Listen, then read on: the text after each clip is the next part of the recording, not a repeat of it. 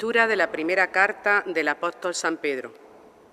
Queridos hermanos, a los presbíteros entre vosotros, yo presbítero con ellos, testigo de la pasión de Cristo y partícipe de la gloria que se va a revelar, os exhorto. Pastoread el rebaño de Dios que tenéis a vuestro cargo. Mirad por él, no a la fuerza, sino de buena gana, como Dios quiere. No por sórdida ganancia, sino con entrega generosa, no como déspotas con quienes os ha tocado en suerte, sino convirtiéndoos en modelo del rebaño. Y cuando aparezca el Pastor Supremo, recibiréis la corona inmarcesible de la gloria. Palabra de Dios. Te alabamos. Lectura del Santo Evangelio según San Mateo. Gloria a ti, Señor. En aquel tiempo, al llegar a la región de Cesarea de Filipo, Jesús preguntó a sus discípulos: ¿quién dice la gente que es el Hijo del Hombre? Ellos contestaron: unos que Juan el Bautista, otros que Elías, otros que Jeremías o uno de los profetas. Él les preguntó: ¿y vosotros quién decís que soy yo?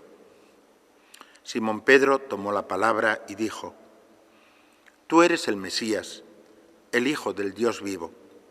Jesús le respondió: bienaventurado tú, Simón, hijo de Jonás, porque eso no te lo ha revelado ni la carne ni la sangre, sino mi Padre que está en los cielos. Ahora yo te digo, tú eres Pedro, y sobre esta piedra edificaré mi iglesia, y el poder del infierno no la derrotará. Yo te daré las llaves del reino de los cielos. Lo que ates en la tierra quedará atado en los cielos, y lo que desates en la tierra quedará desatado en los cielos. Palabra del Señor. Gloria a ti, Señor.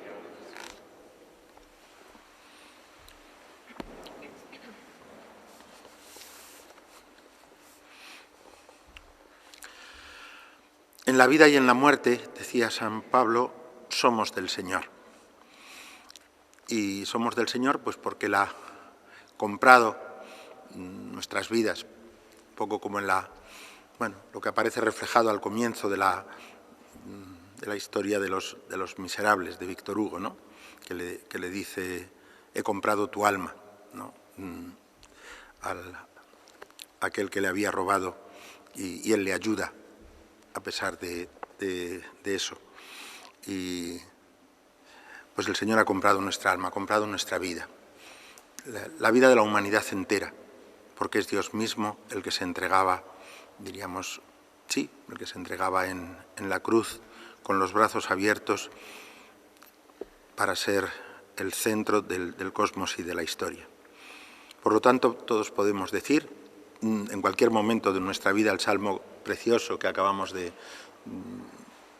orar con él, ¿no? El Señor es mi pastor, nada me falta. Sean como sean los caminos que recorra la vida, sabemos que no estamos solos, que está el Señor con nosotros.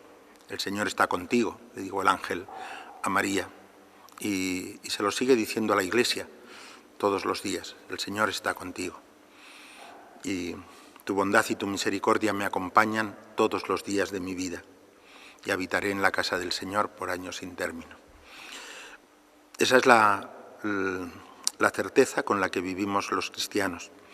Pero como en la lógica de la encarnación, por la que el Hijo de Dios viene a compartir nuestra condición humana, a sembrar en ese mundo dominado muchas veces por las pasiones y por el pecado, o dominado sin más por las pasiones y por el pecado, viene a sembrar la semilla de la vida divina, de forma que quienes acojan esa vida puedan vivir como hijos de Dios, y que sepamos que la misericordia de Dios es para todos, ¿no?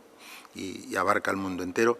Pues el Señor no ha querido, diríamos, que viviéramos simplemente del recuerdo de algo que pasó hace 2000 años, sino que se queda en en la sucesión apostólica, lo primero que les dice a los discípulos, a los apóstoles, en la primera de las apariciones, es justamente lo mismo que le dice, casi lo mismo que le dice aquí a Pedro. Recibid el Espíritu Santo, a quienes perdonéis los pecados les quedan perdonados y a quienes se los retengáis les quedan retenidos. Es sencillamente el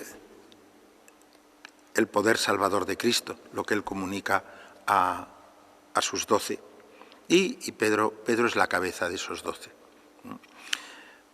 Yo creo que es una ocasión preciosa para pedir por el Santo Padre.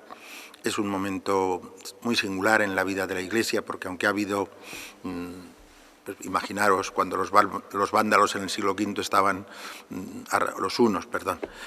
arrasando Roma, o en otros momentos de la vida de la historia, incluso cuando en el Renacimiento todo el mundo romano, incluida la curia, incluidos los mismos papas en algunos casos, pues eran prácticamente, se habían paganizado y se habían en sus costumbres y en su arte y en la expresividad de la fe cristiana. Sin embargo, no perdieron la conciencia de que eran el vínculo que mantenía la comunión en la fe y en la caridad. Ninguno de los papas, aunque estuvieran en algunos casos pues verdaderamente, diríamos, relajados y abandonados en su vida personal. Mis queridos hermanos, hemos tenido en este siglo unos papas que el mundo no se merece, que no nos merecemos, ¿no? Y damos gracias a Dios por ellos y pedimos en este momento tan singular, donde yo creo que lo que no ha sucedido nunca, desde los primeros siglos, en los primeros siglos era así también. En los primeros siglos la cultura era una cultura pagana y el cristianismo se abrió camino en una cultura pagana sin ningún problema, porque lo que genera la atracción al cristianismo no es la belleza o la majestuosidad de su arte o de sus edificios o así. Lo que hace cristianos es la belleza de la vida de los cristianos. Y eso es lo único que es insustituible. Todo lo demás se puede sustituir, pero eso es insustituible. Luego la figura del Santo Padre tiene un significado que también en ciertos episodios de la vida del siglo XX nos han hecho comprender mejor. Las iglesias orientales ortodoxas son iglesias que participan prácticamente menos. O sea, diríamos, el único punto verdaderamente de no comunión entre ellos y nosotros es justo el no admitir el primado de Pedro y el papel, por lo tanto, del sucesor de Pedro como obispo de Roma. Y sin embargo, a lo largo del siglo XX se ha puesto muy de manifiesto que Pedro era también para los cristianos de los países, por ejemplo, de todo el bloque soviético, pues un punto de libertad y una referencia de libertad, que sin ello, inevitablemente, las iglesias terminan convirtiéndose en iglesias nacionales que terminan más o menos sometidas a los poderes de las naciones. Y cuántos cristianos de Oriente que siguen siendo ortodoxos y así, pero ahora mismo, como cuántos protestantes. A mí me decía un protestante en una ocasión: mire, yo soy perfectamente consciente de que solo hay una figura en el mundo capaz de sacarnos del caos en el que estamos, y esa figura es el sucesor de Pedro. Lo que pasa es que necesitamos mucha paciencia unos y otros para dejar que caigan los prejuicios, para que nos conozcamos mejor, para que retomemos todos la tradición y nos olvidemos de los motivos que han causado ciertas divisiones que ya no tienen actualidad, que no tienen sentido mantener en este momento, ¿no? Pues con ese espíritu pedimos al Señor que sostenga a nuestro Papa Francisco, que seamos fieles a su magisterio, riquísimo y precioso, y que prolonga y aterriza muchas veces el magisterio de Juan Pablo II y el de Benedicto XVI. No os creáis a quienes lo contraponen, no los creáis, que son esos sí que son lobos que se cuelan en el rebaño, y los hay, siempre los ha habido, ¿no? Los habrá y siempre los habrá, pero no tengáis. Y solo explicaros una cosita de este Evangelio, cuando dice aquí: Sobre esta piedra edificaré mi iglesia y el poder del infierno no la derrotará. Cuando oímos esta frase nos imaginamos a la iglesia como el Mont Saint-Michel, subida en una roca y el infierno atacando por todas partes y la iglesia ahí subida en el castillo a la defensiva, ¿no? Y no es así. Y de hecho el español está mal traducido, porque todos recordáis traducciones más antiguas donde decía las puertas del infierno no prevalecerán, ¿no? Las puertas no son un instrumento de ataque, son un instrumento de defensa. En las ciudades antiguas, las ciudades estaban rodeadas de murallas y el que la puerta estuviera bien protegida era muy importante.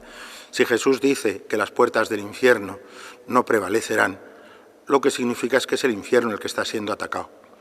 Y es Cristo resucitado y la Iglesia con él la que ataca.